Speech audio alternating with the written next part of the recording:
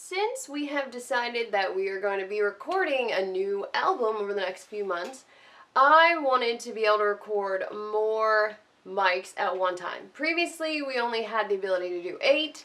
Well, now I got a new interface that can do 16, so that means I need some more cables. So today, we're going to make some cables. What I have is a Cockeyed cable, and it's L4E6S, or most people just call it Cockeyed Quad. And I've already pre-cut it to 25 feet because that's how long I want it.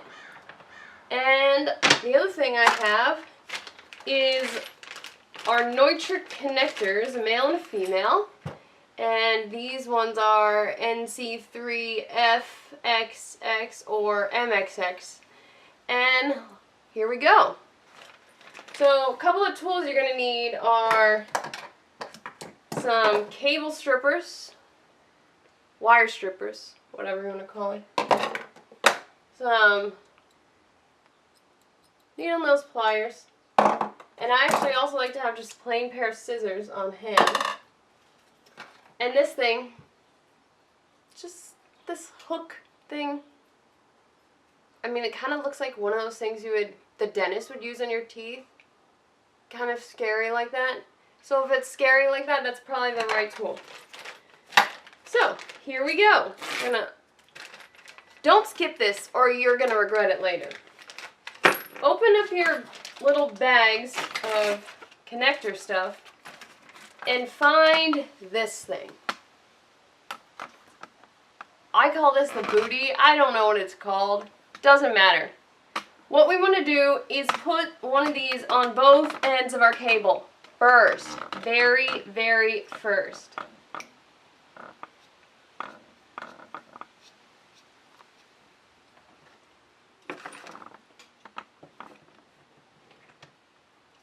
Trying to put these on later are just so difficult. Okay, now that that's done, we are ready to start really getting to making. So the first thing we got to do is take about 3/4 of an inch off our main part of our cable.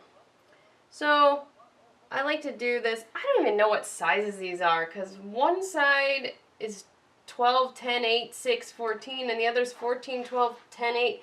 I don't know which side's millimeters or not. From my eye, it looks like it's about 4 millimeters. So use whatever seems to fit.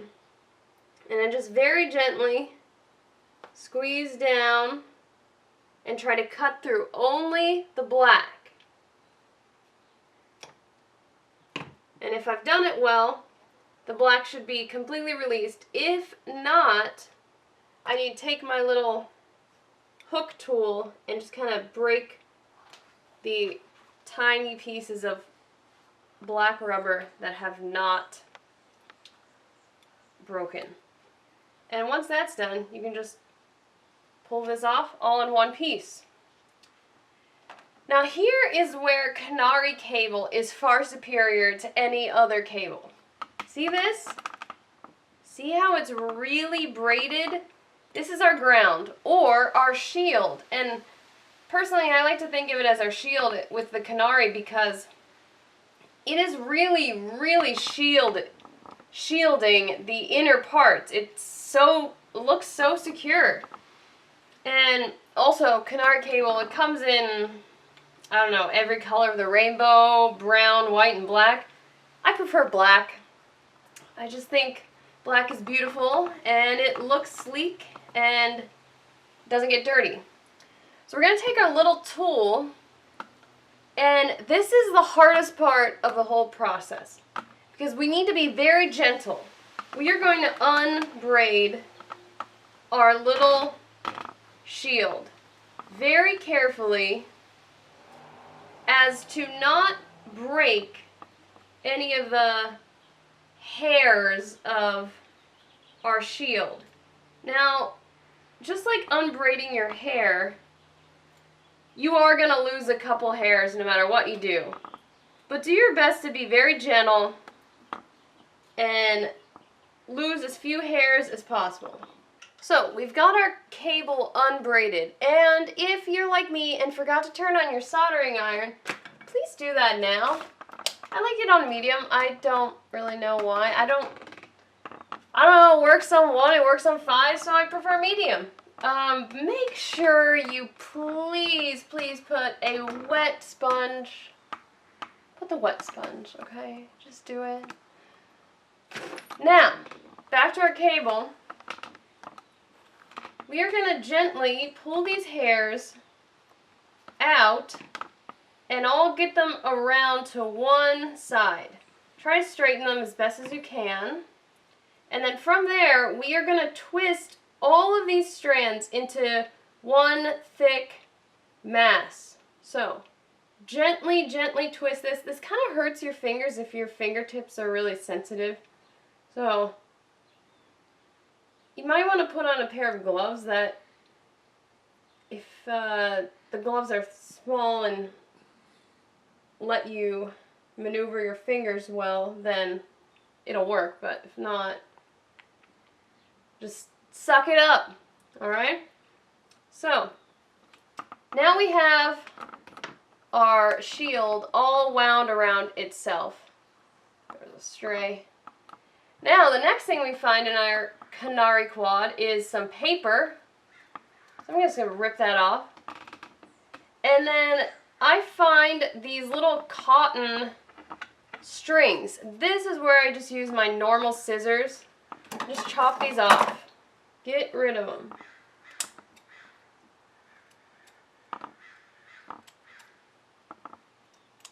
Give the cable a haircut, alright? So we're going to unravel these from each other.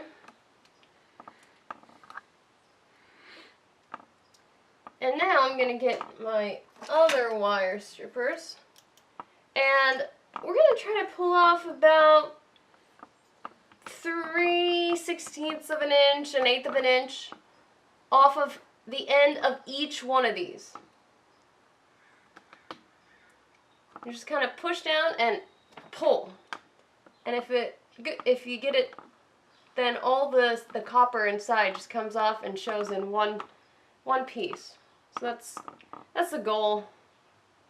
They never make these wires to exactly fit the cable strippers you can find out there, so it doesn't always work perfectly.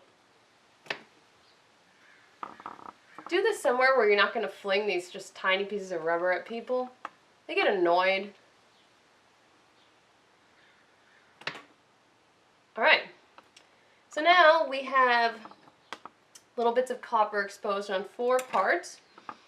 And what we're going to do is put the white ones together and the blue ones together.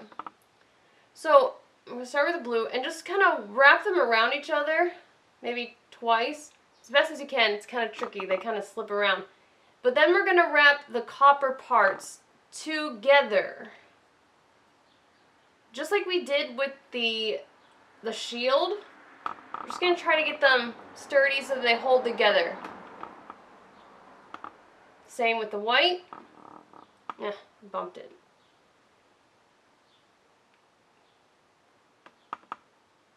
Like that. Again, it's a little, just get it as best as you can. Now, we're going to actually start soldering.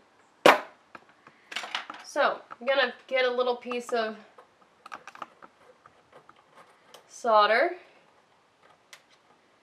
Cut it off.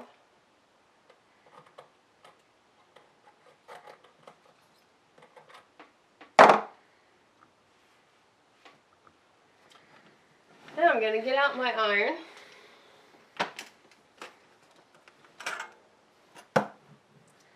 And this is where more than one person or contraptions that hold things in one position help a lot. I'm going to take the copper part of my blue and just set it against my soldering iron. And now hand. Pick up the solder. And after it's set on there a couple seconds and warmed, the hand is going to come down and sort of paint it silver. See that? This is where you use that sponge. Did you hear that nice sizzle? Get the loose solder off your iron. Now we're going to do the same thing on the white wire set. Hold it a couple seconds. Solder hand. Voila. Now our shield takes much longer. So I'm going to just start sitting it on there kind of in the middle. Just wait. Maybe 10 to 20 seconds. It's much thicker, as you can see, than the other ones we've used. So I'm just going to try to heat it up as best as we can. Now my soldering hand, when it's ready, is going to, I like to think of painting the solder gently on the entire shield. Here we go, hand. Let's see if it's ready.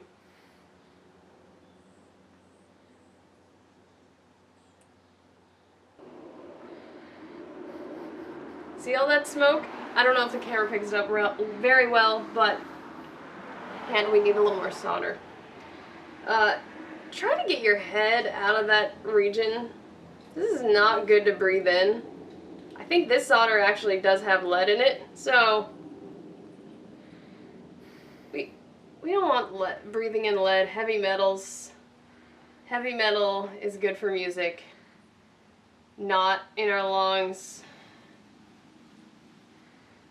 Can we get the end? Just the very tip.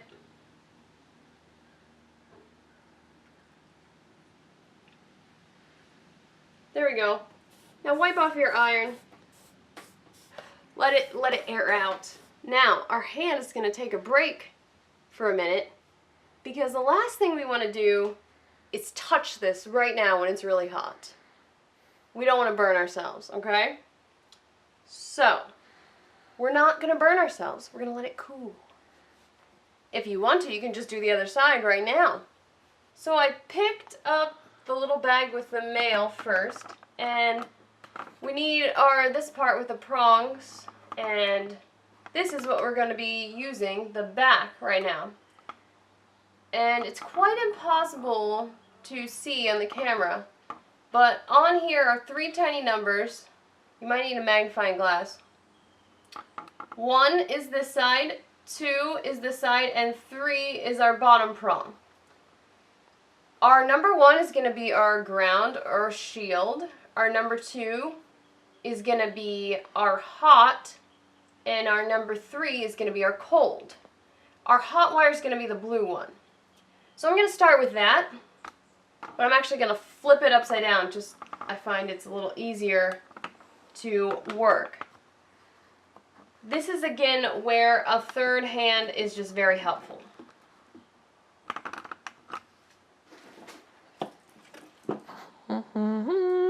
We're going to take our blue wire and stick it just right inside the little cave. And then we're going to put the soldering iron right down on top of it. Give it about 5 to 10 seconds to warm that area, and then we're going to bring our solder in.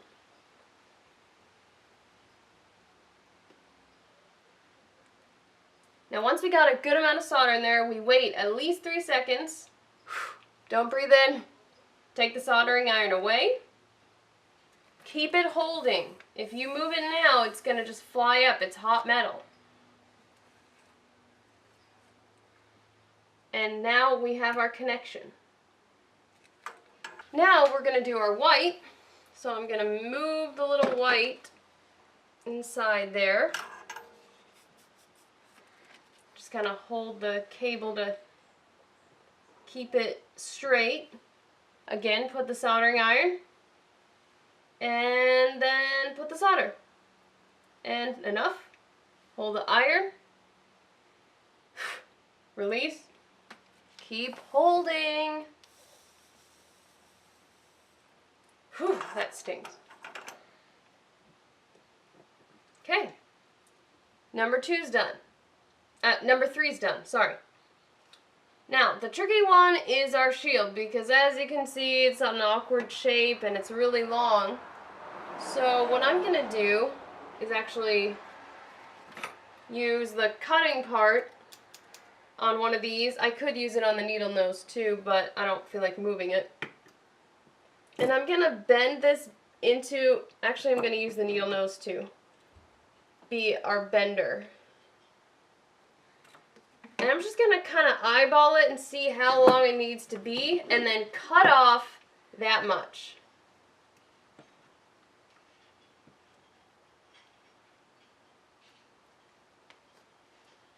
Goggles would be good.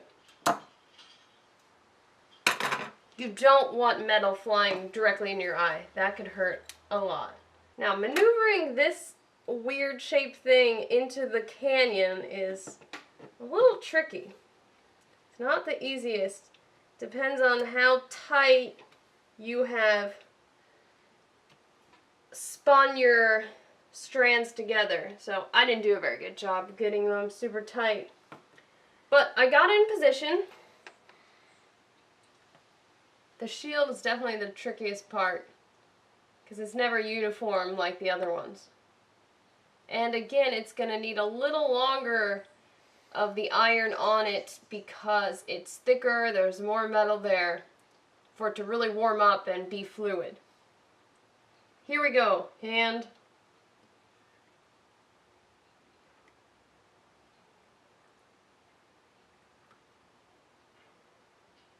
That's good, that's plenty. When we're soldering, we're just looking for a good connection. We don't worry about how much solder's in there. It's not a game. Here we have our 3 parts soldered together. I'm going to let this cool before I try to finagle the outer part on there. So I'm going to do the other side. Now I've pulled out our female side, and if you're looking at it from the back, our numbers are actually reversed. The 1 is on this side, the 2 is over here, and the 3 is still on the bottom. So I'm going to put our blue cable section to number 2, which is going to be, when I flip it upside down, on this side. So here we go.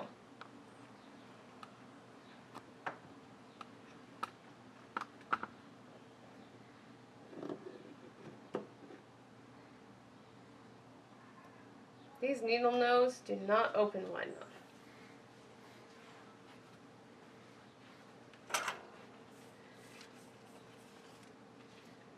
So again, I'm just going to put my iron down in the canyon, and then hand is going to bring in the solder.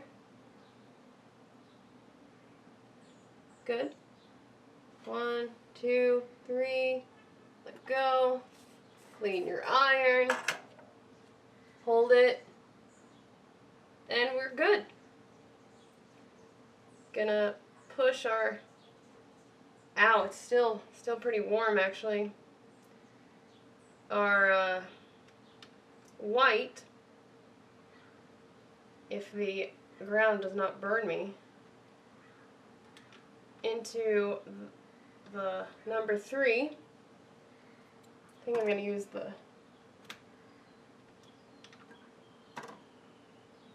my pliers because it's pretty hot. And will you solder?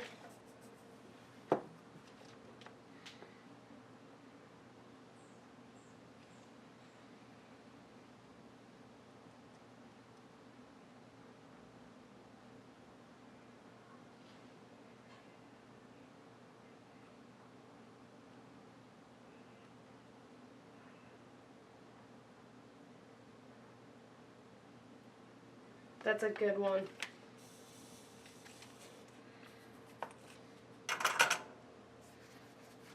Okay, and again, we're going to try to maneuver our ground, which is pretty tricky to move, and figure out how much we need to cut off.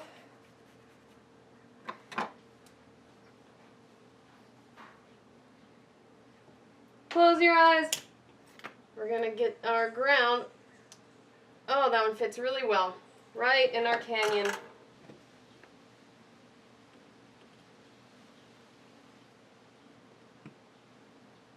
Remember, let this one heat up a little longer. It's much thicker.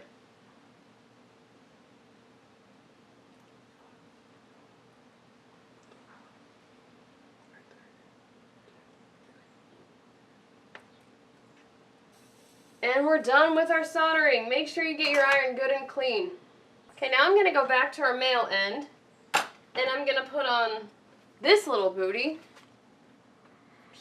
You can just slap it right on there. And this kind of just helps it stay straight when you're putting the outer part on. It's a little tricky because it's a much thinner plastic, and it's kind of fighting against that metal in the cable, especially our ground. So just kind of keeps it straight. I'm going to take my outer piece, and I see a couple little lines to line it up. So there, got it in position. It needs to go in exactly the right place or it won't stay. Now we just take this part up and we screw it together. And this actually, these you can change colors on if you want to color code everything. I just write on it with silver Sharpie, but. And I can't turn it anymore. There we go. There's that end, and let's go back to our other end.